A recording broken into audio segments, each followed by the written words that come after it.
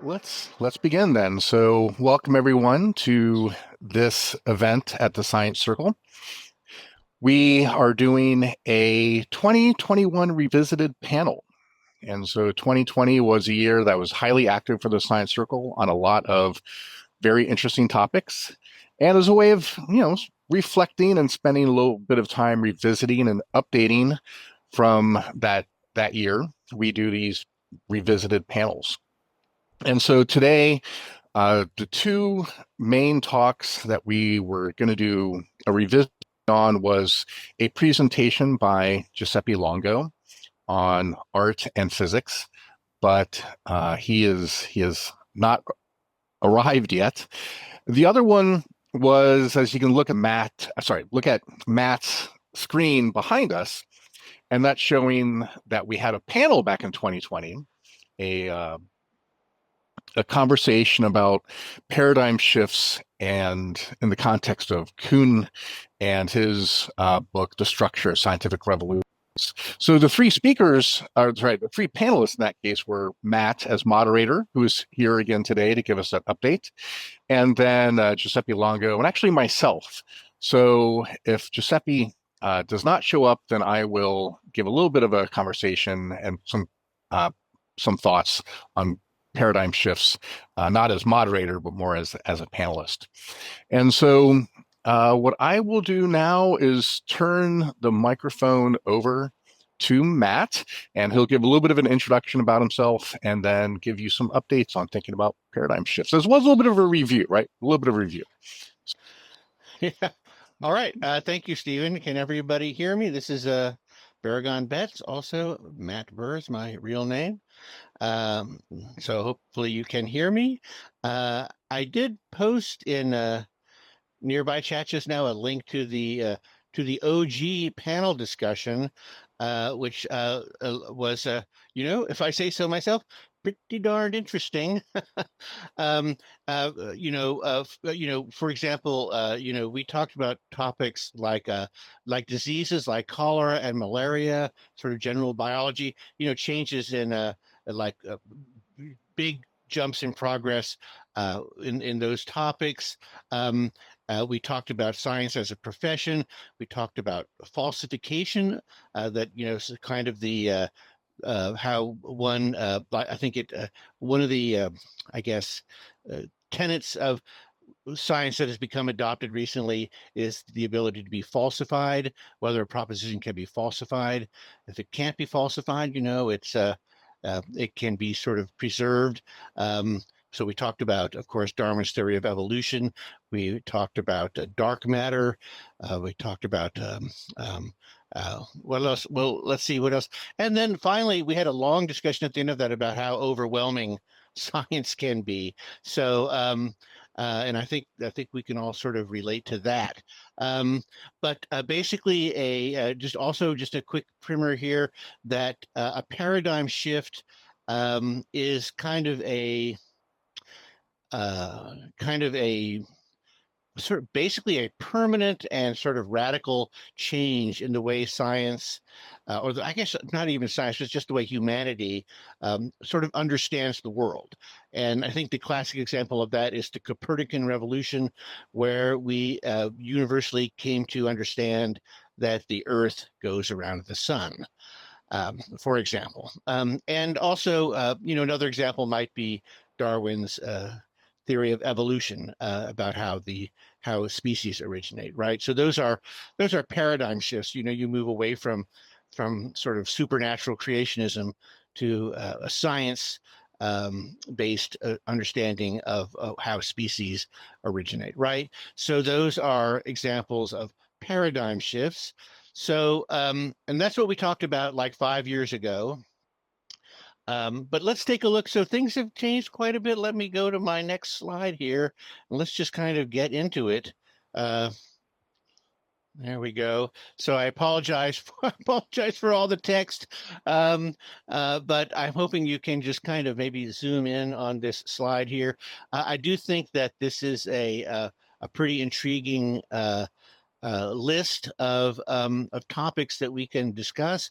And by the way, feel free to put your comments in nearby chat, or even, I don't even mind if you join in by voice if you want to. So we can keep this, fairly informal, I think.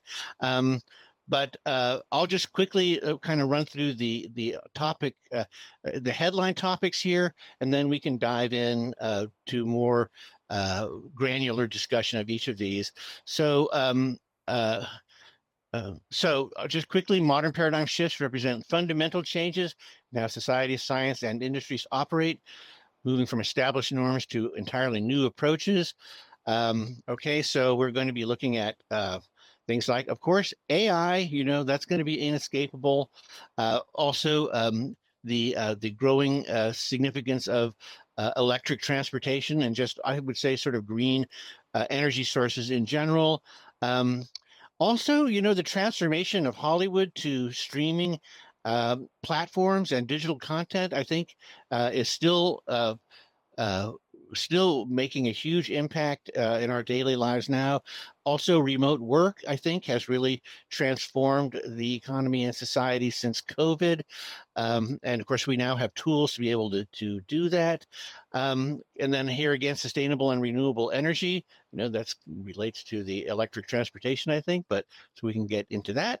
Also, we have this idea, cloud computing and SaaS, service as a software as a service, is SaaS. And, this kind of, this kind of, we don't own anything anymore.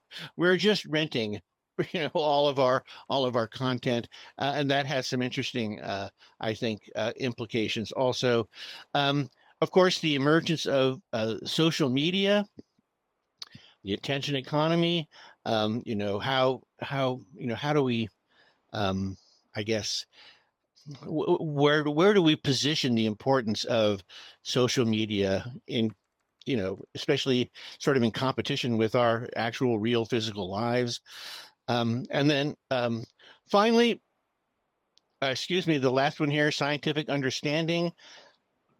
So I think the example given here on the slide is the fact that we discovered that there is a bacteria that causes ulcers. But I think what I'd like to get into here, frankly, would be a discussion of the current MAHA movement, of Make America Healthy Again, as embodied by RFK Jr. in terms of his understanding of science. We are now kind of under a regime that has a radically different understanding of what science is than I think we have been comfortable with in the past. All right. So, uh, now so, let me go back and take a look at I want to go back and look at some comments here in nearby chat. We don't really own literature anymore. That's right. Shiloh points that out. But yeah, and then syzygy, the EVs actually preceded gas engine cars. That's exactly right. Isn't that interesting? Yeah. And a day points out that the UK is going to ban children under 16 from having special media accounts. I think didn't Australia already do that, actually? So misunderstanding of scientists, the 1830s. Yeah. Well, we're going to get to all of this. Okay, let's start at the, yeah. Thank you, syzygy. That's right. Australia did do it, but let's start at the top of this of our list here. And let's just get into AI. All right. In fact, you can tell actually that this slide was prepared by AI, right? So I did a prompt on this, and then basically made an image of the results, right? So that's I think fairly common that everybody is doing this now, right? And I I don't know if I have anything particularly insightful to say about artificial intelligence and generative AI. That any more than what anybody else has. I have my anxieties about it. It is, has been interesting. For example, this spring when the tech people were giving their commencement addresses to new graduates at universities. And when they mentioned AI, they got booed. And I think this is because so many of these students spent 4 years, really to prepare themselves to go into the tech industry, only to discover that their jobs are being rendered obsolete by artificial intelligence. Do you remember? I think maybe it was related to COVID, but there used to be kind of a catchphrase of learn to code. Just code, baby, code. You can always, learning to code was kind of considered sort of a a golden ticket to being able to get a job, but that has just completely fallen into the trash bin because AI is now can now write code instantaneously, right? And this is going to just completely challenge the employment market for new grads. And of course, it's a huge challenge for creative fields as well. I have a particular, yeah, Max says that the code doesn't always work. And that I was, as as the words are leaving my lips, I had that same thought, which is that the code doesn't always work. And I have this experience in my own profession. I do patents and trademarks, and a lot of my clients now are sending me, AI generated content. And they are also using AI to quote unquote help me negotiate with the patent office. But what I often find is that the AI doesn't understand what a patent is. It doesn't really understand what a claim is. Doesn't really understand what an invention is. And so the fact that its token predicting capacities don't quite meet the moment. So I have to do a lot of in some ways, it's almost more work because I have to go in and kind of really carefully look at the content I get from my clients and edit it pretty closely. And it's almost more work. It's a little bit crazy. And then also, I'm doing my CLE this month, for continuing education. And I listened to a presentation recently about copyright for AI, and uh, that it is a huge challenge for the Copyright Office. Just basically quickly that the point is that only humans can create copyrightable works of authorship. Um, so a machine cannot own a copyright.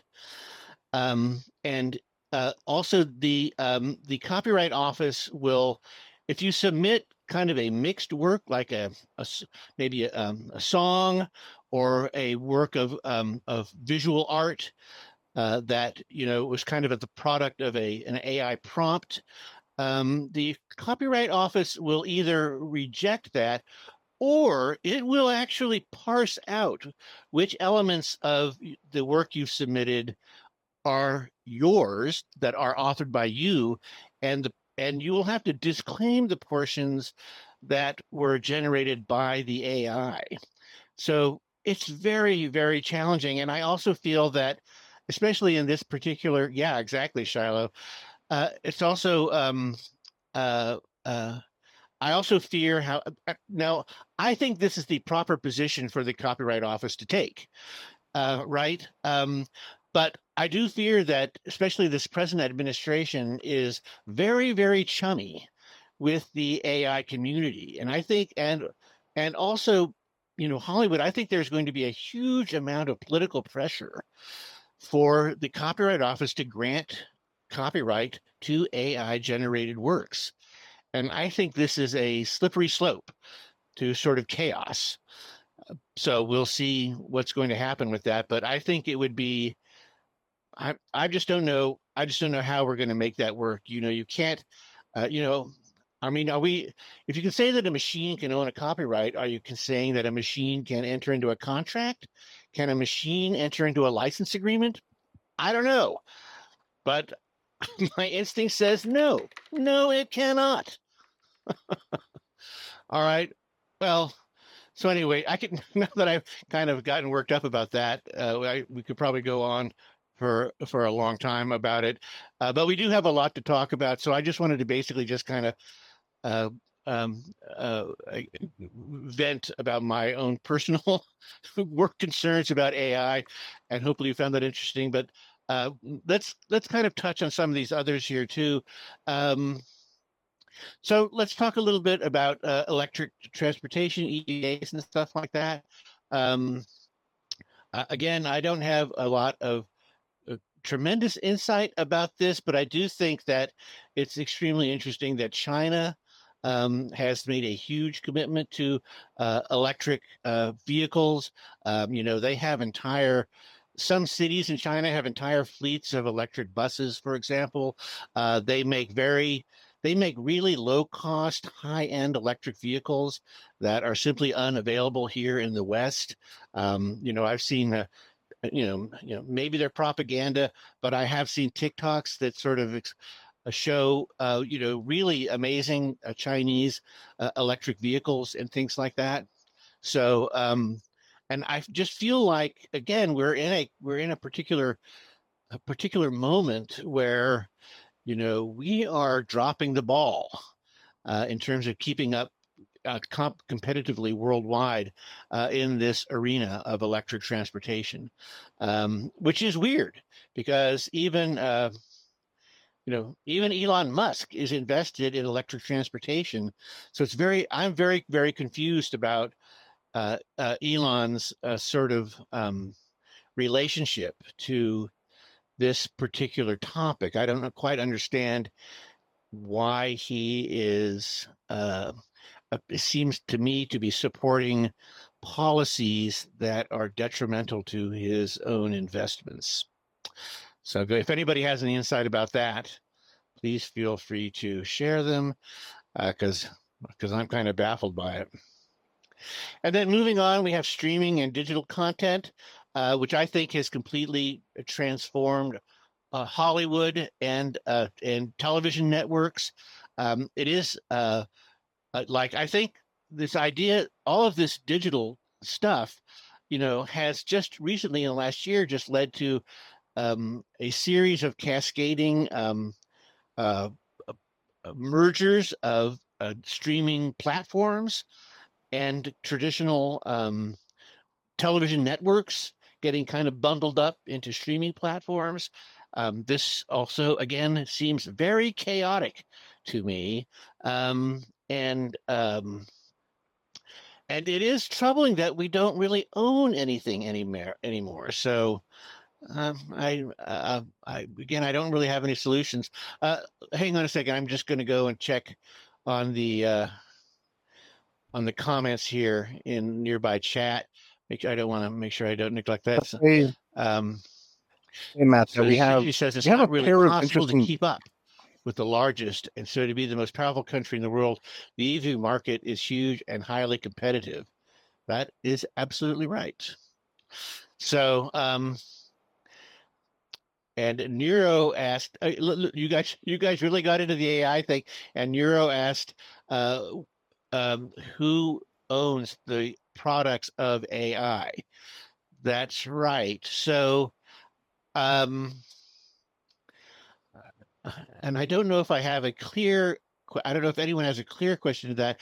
I do think that um, typically the person who caused the AI content to be created probably owns it.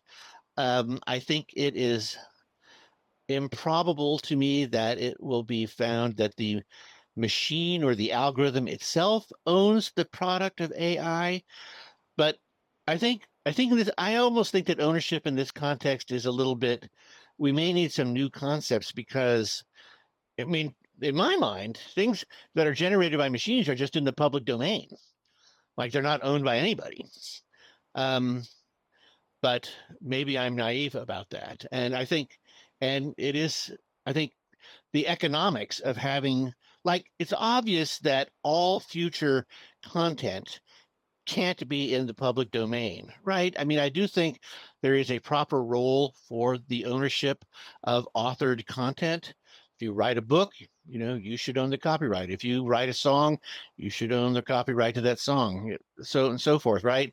Um, so, um, so I mean, I don't know what the solution is to these things, but we are clearly in the midst of a paradigm shift with all of these questions that are being raised, right? So, So Matt, there's also an interesting question from Shiloh. Shiloh also mentions certain diseases generated vaccines. Well, right. That actually is a good point, Shiloh. I did want to make sure I touched on that there are some fantastic legitimate uses of AI.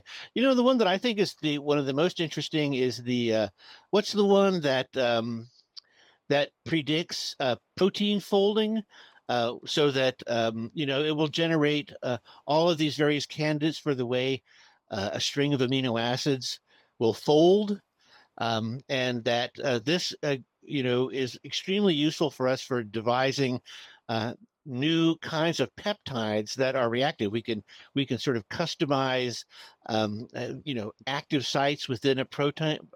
We can build proteins with custom active sites and things like that. And the ability of AI to to sort of sift through just tons and tons of data instantaneously to generate this output, I think is fantastic. And it's also used in astronomy, for for analyzing just the tons and tons of data that comes out from all of our new telescopes and things like that. That is a fantastic use of AI, I think, to just help us manage vast amounts of data. But I will say that, that the value of that AI product is in what it allows humans to do with it, how it allows us to analyze that output. So it doesn't have, I don't think that the AI content has value in itself, other than how it helps us, make decisions about what we want to do or what we want to look at or what we want to make. So, all right, I'm going to move on here because we're almost at the half-hour point. I didn't want to consume the whole hour here. So let's just quickly touch also on remote work and digital collaboration. I work almost exclusively remotely now, and I have clients from all over the country, all over the world, really. So, so I think remote work has been a huge transformation. The downtowns of cities are becoming empty. The buildings downtown in downtowns are being repurposed. It's just incredible, really. And I don't know. I mean, most, I live in Austin, and we have just a tremendous amount of building construction going on, but it's almost all residential. There's hardly any office space being built anymore. So I think that's interesting too. Yeah, and Charlotte mentions it's a changing tax space as well.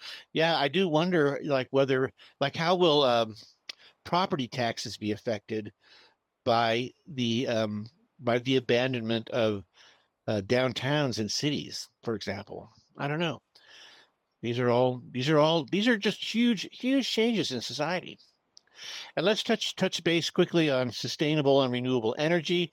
I don't know if you guys caught it recently. There was a Senate hearing by one of the administration's. I forget. I think he might have been in the energy department. Gosh, I wish I had remember that. But he was being challenged about wind power, and he was going on about how pointless wind power is. And I think that a lot of these people now think that the wind itself is the energy. That, for example, like we're using wind to push cars down the highway or something like that. I don't know if they fully understand that the wind is used to generate electricity. Do you think the hour blows?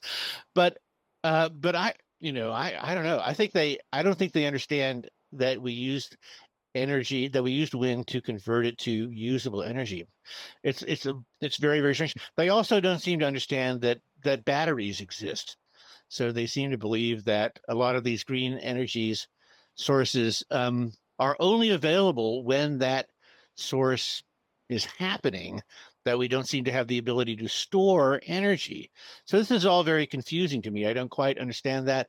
But at any rate, setting that aside, I do think um, uh, that I think sustainable and renewable energy is still, um, I don't know if it really qualifies as a paradigm shift now. I think it's on the cusp of being a paradigm shift. I think there is the potential of a paradigm shift in the way we provide energy.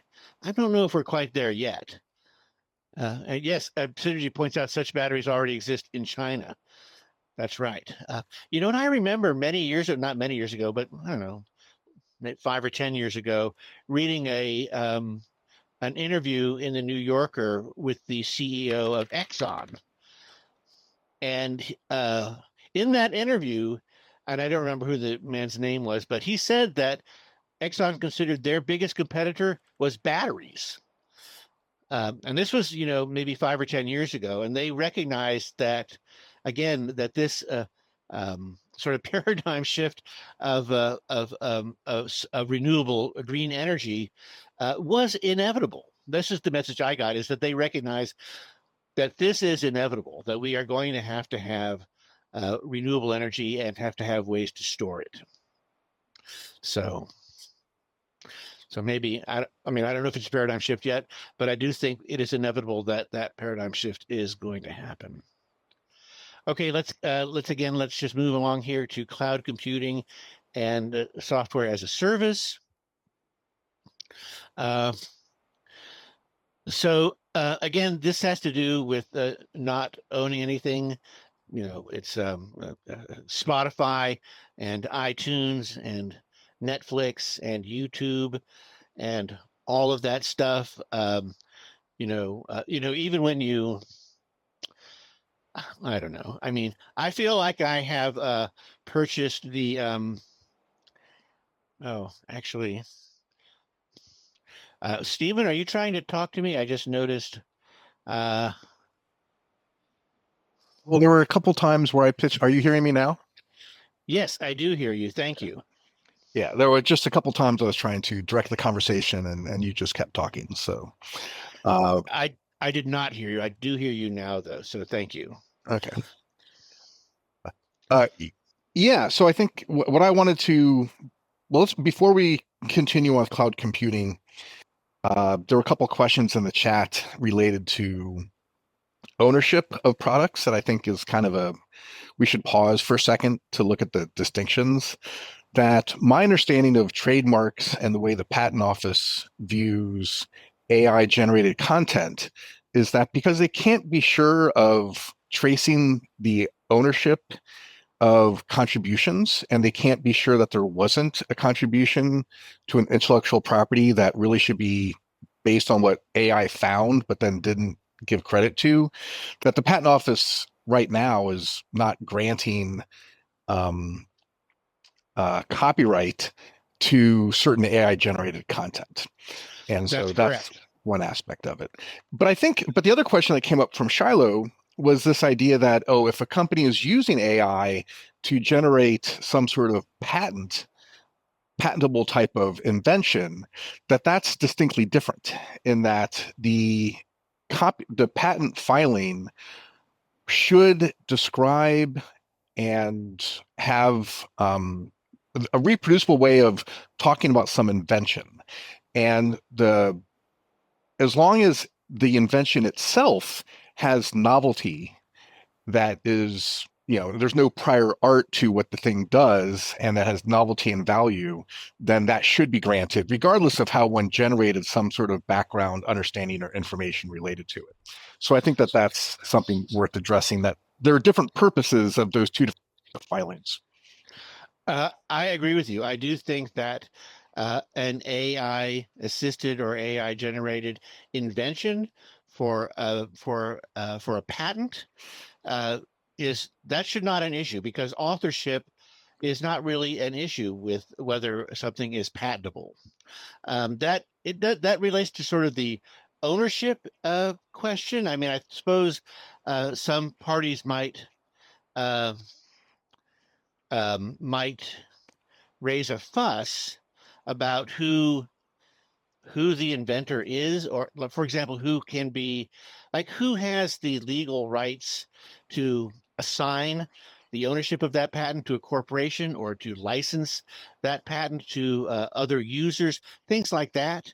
Um, you don't, so you know the owner of that patent, I think, and also so, and I mean, here's kind of the dilemma is that you know so the AI generates, let's say, um, drawings and a written description of some apparatus.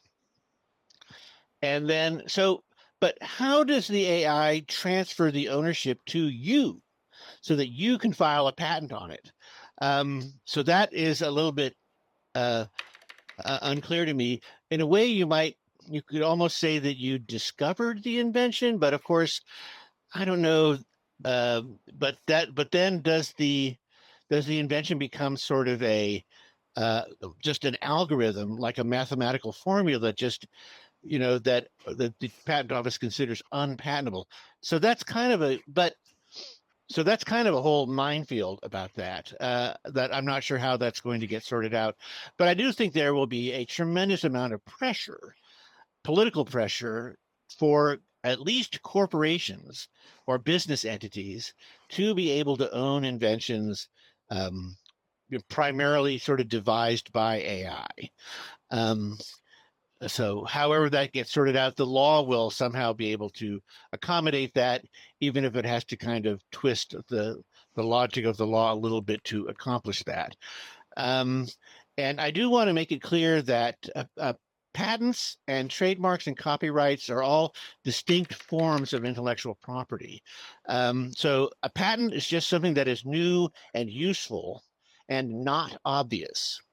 That's all, right? As long as if it meets those criteria, you should be able to get a patent on it. And not obvious has a specific meaning in the patent law. It basically means that the examiner cannot come up with any combination of prior art that will satisfy all the elements that you have claimed in your patent application. That's what obviousness means. It may not have been obvious to you to combine all of those references, but the mere fact that those references exist and the examiner found them makes them obvious. A trademark is for promoting your goods or services. A trademark, completely different from a patent, even though they're in the same office of the government, they're totally different. A trademark has to do with your trade, with your business, how, the brand name of your product, things like that. And you want to protect that, that no one can pretend to be you by coming up, for example, with you know, like remember in Coming to America where the guys had the McDonald's ripoff, the McDougal's restaurant. I have the golden arcs, not the golden arches, so it's totally different. But anyway, um, so trademarks are very different, and they mainly have to not be descriptive, and they can't conflict with another trademark. In other words, in terms of being confusing about who owns them. Baragon, can I ask you something then about trademark and patents? If, okay, I used a pharmaceutical company, all right, and so they're solving issues with, like I just posted, AI generated, solutions for antibiotic resistance or certain infectious diseases.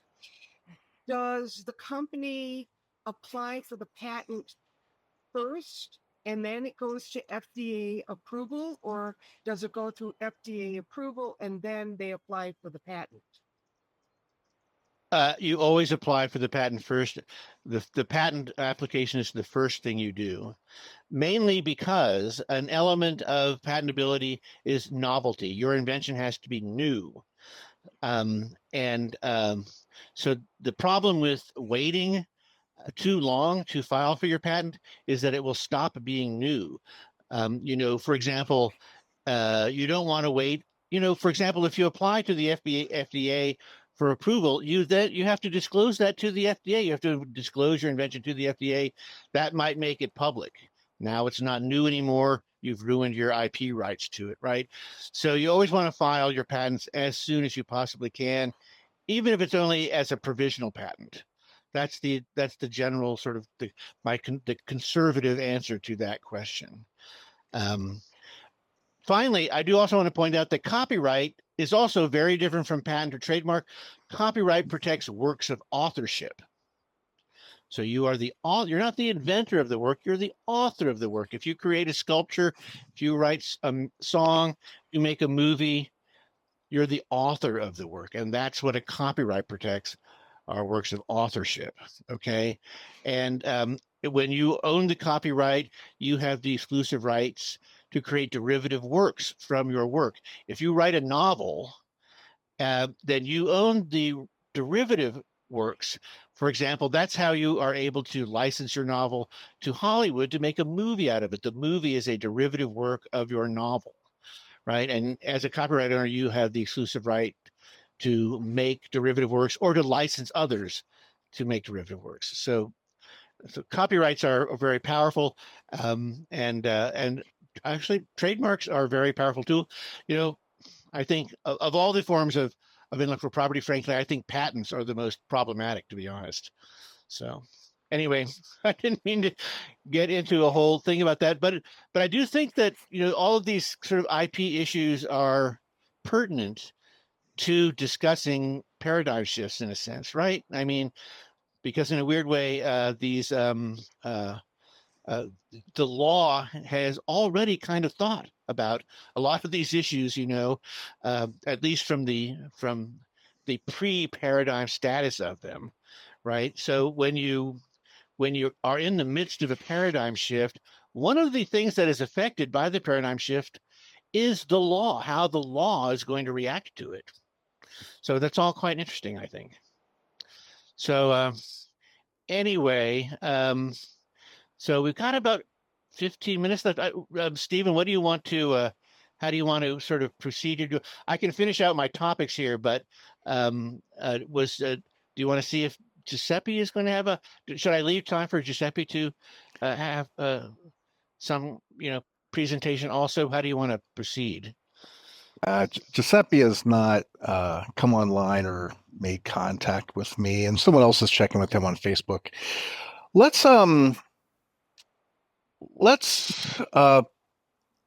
switch over for just a second to a little bit of some commentary I want to make about paradigm shifts and the scientific process. That's good. And then I think what we'll do is open up the floor to some questions and see if anyone has, and just some thoughts. Because again, let me say two things. Is that for when we think about paradigm shifts, the vernacular of the term now applies to changes that are social, changes that are economical, changes that are cultural, as well as technology and science.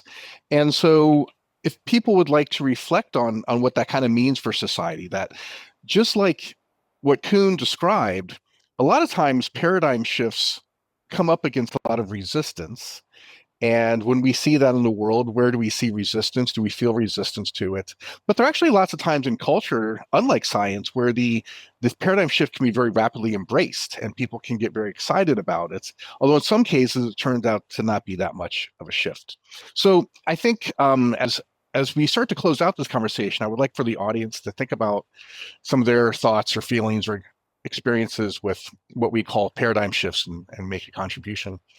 I do want to come back to one specific thing, which is this, and you have them listed up here as scientific understanding, that there are ways, I think Giuseppe was going to talk about this because he did at the original panel, that when we understand science, the way the process has worked, is that we usually have an idea, we construct some experiments, and we generate large overarching theories that are really just models of the world.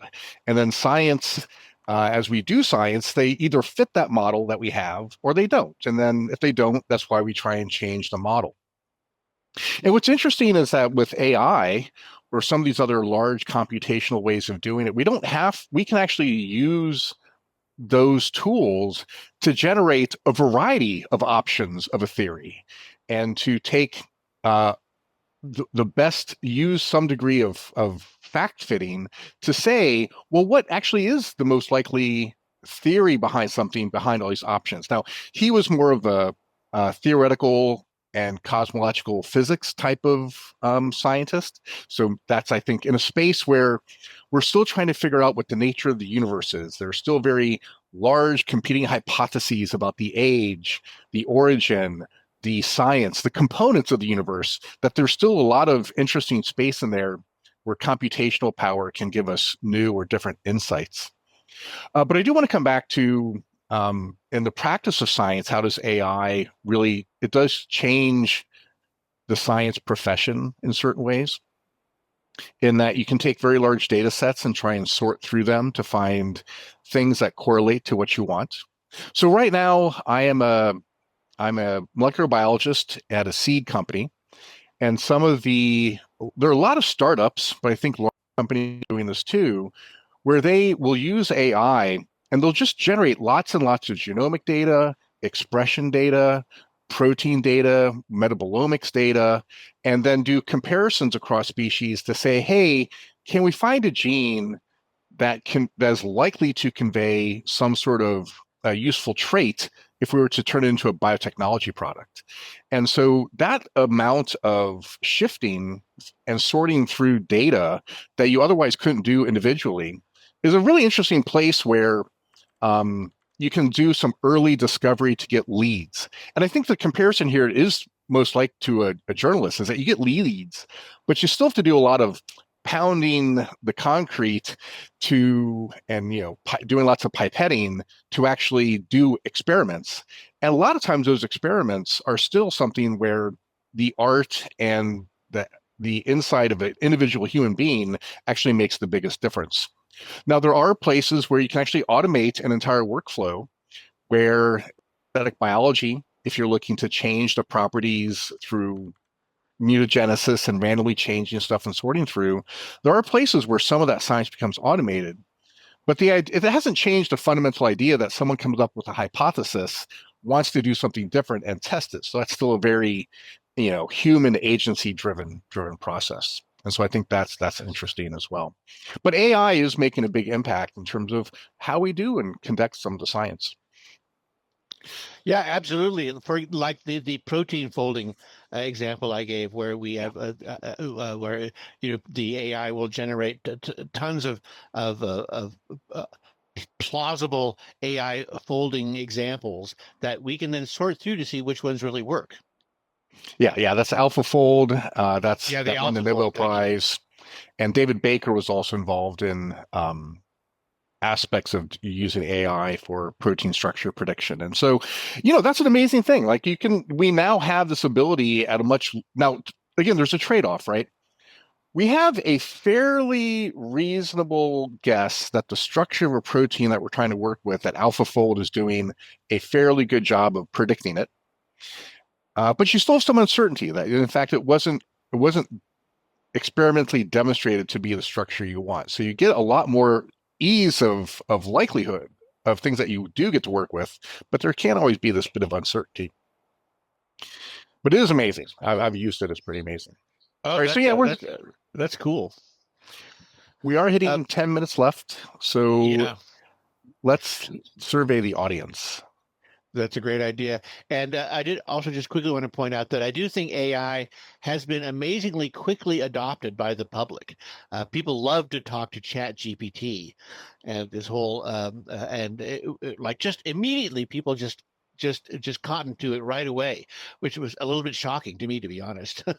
Yeah, ChatGPT was the most rapidly adopted app in the history of technology, or at least computer technology.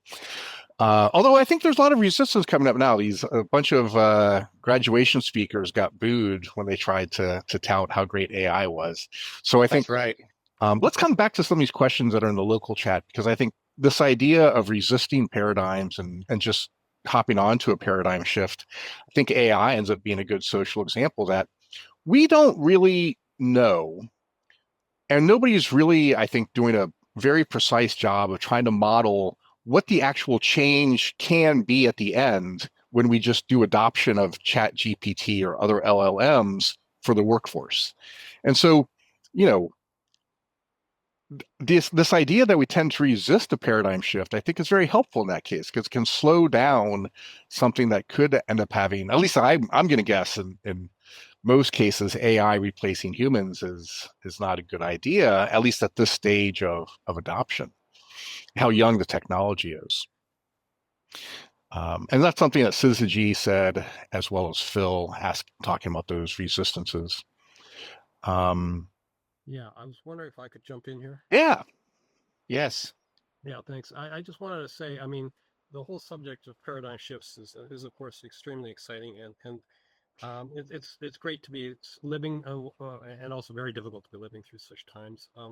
But we have to be very careful, as Phil mentioned briefly. Um, there is resistance to paradigm shifts, and that resistance is quite reasonable and necessary, because you don't want to accept any kind of idea that comes down the pike. You have to be, I mean, science is supposed to, at least for scientific paradigm shifts, should be providing the guidance, although, it's difficult to provide the guidance when you're at the forefront of science. And we can talk about technology paradigm shifts. For example, as I mentioned in chat, there were the first electric vehicle were electric horseless carriages in the 1830s, but those were replaced by gasoline-powered cars, internal combustion engine, because gasoline was, or basically oil was found in great abundance, and it was cheap to drill in those days and refine and produce gasoline. So that was seemed to be the way to go. But that was a major paradigm shift. But it was a horrible paradigm shift because of all the problems it's caused us. It's certainly provided a number of advantages, but it's caused a number of disadvantages as well. And then we can talk about what's happening in cosmology. You yourself mentioned what's happening in cosmology right now.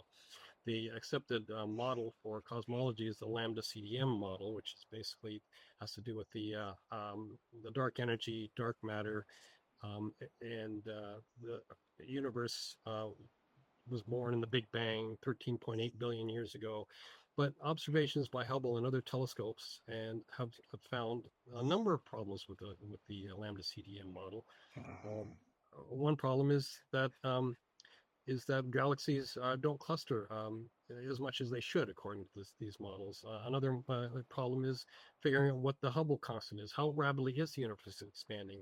In the early universe, it seems to be expanding at a different rate than it is in the modern universe, and that's not really explained very well by the lambda CDM model. And then there's the problem that there seemed to be from the James Clerk Maxwell telescope observations.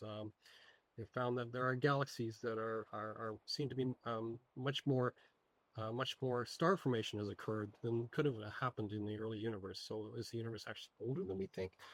I mean, all these things could overturn the lambda CDM model, and we have a completely new paradigm to describe our universe, or not. Maybe there just takes a few little tweaks to fix everything. I think, thank you very much, Susie. I appreciate that comment so much. And also you, Stephen. And, I think an issue that, I don't know, a challenge that astronomy has is that it's observational. It's not kind of experimental. And I kind of think of that because I'm a big booster of the standard model of particle physics, and mainly because it's proven to be so experimentally robust, and has sort of, been able to withstand challenges over many decades to it. Not without some modification, of course, but I think the basic premise is still very solid. And one of the things that a lot of science communicators in the popular media like to do is to constantly say that some new discovery will overturn the standard model and we're going to have to rewrite science completely and things like that, And I'm always extremely skeptical of claims. So I have resistance to paradigm shift claims when it comes to like the standard model of particle physics. But I do think other fields are more are I think are more on the foundation is a little bit less firm than it is for the standard model. So so I think you can sort of I sort of resist paradigm shifts a little bit selectively that way. Yeah, I mean that is correct. And you do have to have some resistance and not just anything. The standard particle model does have its problems. For example, how do you include gravity with the other forces? It's not really Good point. That's a good point. you need gravitons, for example. If quantum mechanics is correct, then gravity must be composed of gravitons, and gravitons are not included in the standard particle model. Dark matter particles. What are dark matter particles, if they exist, for example? I mean, they might not exist. There may be other explanations. So there do need to be modifications. Gravity, is it quantized? Maybe it's not quantized. There are other explanations for that as well. So there are a number of things to be considered. But for now, the standard particle model is what we should be using for now, anyway. Yeah, and I think a part of the problem there is that dark matter and gravity are difficult to clarify experimentally, right? I mean, it's hard to devise an experiment to find a graviton or to find dark matter. We're very dependent on observations we can make rather than setting up a controlled experiment. So I think that's part of the challenge. Yeah, but I think what I also something I mentioned in the original panel too is that one thing we now have is this profession of science, which Kuhn was only starting to really, I think, appreciate at the time he wrote, the book, in that we have these very formal processes of submitting new claims and new ideas, of paradigm shifting ideas. We have people who vet them. We have the sharing of the materials and methods for how we went about and tried to do something. Sometimes we share whole data sets. You see that a lot in high energy or cosmology based data sets. And so we actually now have, I think, a very interesting new process behind paradigm shifts that make it a more reliable thing. Although in some cases you can have influence that slows down progress. But yeah, high energy particle physics and cosmology are still two great topics to discuss. So we're hitting the last few minutes. One thing I want to comment on something Phil said is that it's nice to know that we don't know everything yet. Again, that keeps scientists as well as anybody involved in paradigm shifting spaces employed and doing interesting stuff. One thing Gus points out, another paradigm shifting idea, and this is something if you look at history, this happens multiple times, is how do we conduct warfare? The idea of tanks being a new technology really changed warfare from World War I to World War II, as well as having air forces and planes and all that. Nuclear power really changed that. Now this idea of drone technology, especially those that are not manned or piloted by a human, what does that mean? For new idea of warfare, then fit into also our philosophy and sense of what is the right way to conduct the noble way to conduct war. That's a very interesting point, Stephen. I think Ukraine is. We are in the midst of witnessing a paradigm shift in battlefield tactics that Ukraine is using in terms of both the deployment of drones and in defending themselves against drones. That's all very fascinating. Yeah. So in this last minute, any comments from the audience? Any sort of comments on Barragan's list of AI or social cultural ones? Well, Sumo mentions this idea of autonomous drones, and I do think that just reminded me that it was interesting that I think